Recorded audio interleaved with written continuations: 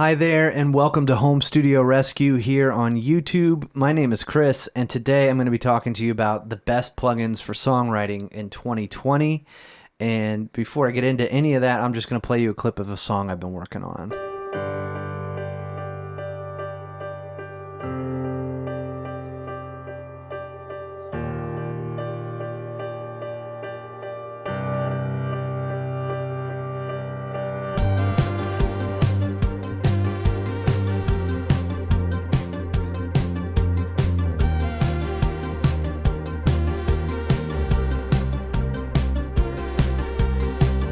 Okay, so the first thing is that little piano part. This is what I started with. I was working on a mix and it was bouncing down, and I'll just play piano, and sometimes I'll write something.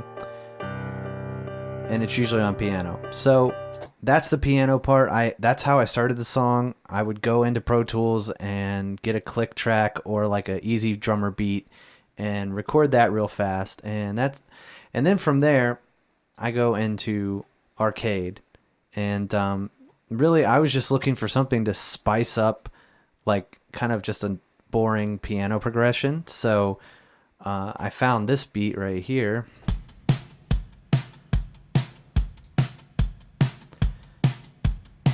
And and really with Arcade, this is how simple it was for that beat right there. Now, what's cool about Arcade is it will lock to the tempo of your session. Mine's 145. It locks right into that. And I can just kind of play right along with my whatever I've written. And then two, you can put it in the key of your song. So so yeah, you can just go here and change it. This song's in G minor, but one of my gripes, I guess, would be this is just a beat. They've got a couple of options, and then they start. This is Pocket Band. They do have some drum kits and everything, but I kind of have to dig through all that stuff to find whatever's appropriate or what fits my song. But really, the first thing I really found when I was writing this song to kind of inspire the direction it went was, I think it was this one right there, that lead part. And then I found this. And I mean, there's a bunch of stuff, but I found these parts, I print them. Something like this as well. I love using these as like a part underneath the song. Just adds vibe to it immediately. And that's really how I started using Arcade, was just to have something underneath whatever I was writing. But then there's days where I find something like this, and you know, the song completely changes direction. These guys, it just gives it a vibe.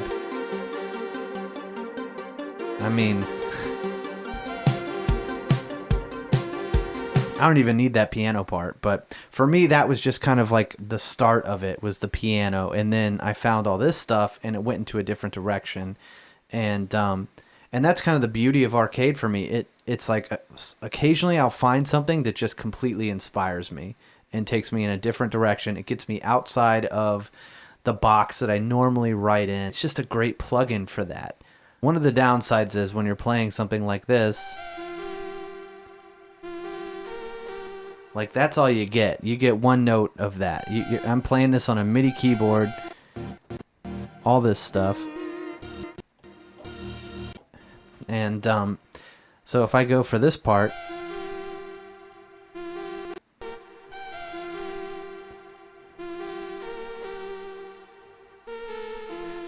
that's all I got for that sound. Like, that's it. You know, if I want more, that's pretty much it. I can maybe cut that up and rearrange it, but outside of that, it's just, that's it, you know. I love this part, but if I'm writing something on the piano or a synthesizer or something like that, I have control over the notes and everything. And with Arcade, you know, there is no other option for this sound.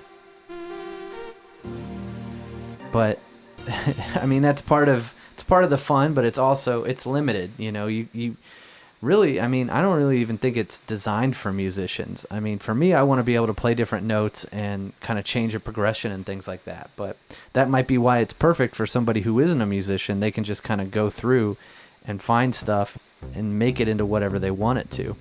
So, it is a little bit limited, like the beats and like the kits. It is cool. They have these effects you can do here. You can kind of mess up everything.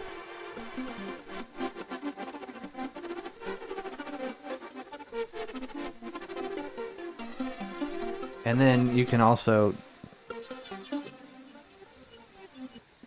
just mess it up. You can reverse stuff. That's why it's so cool for putting it underneath songs.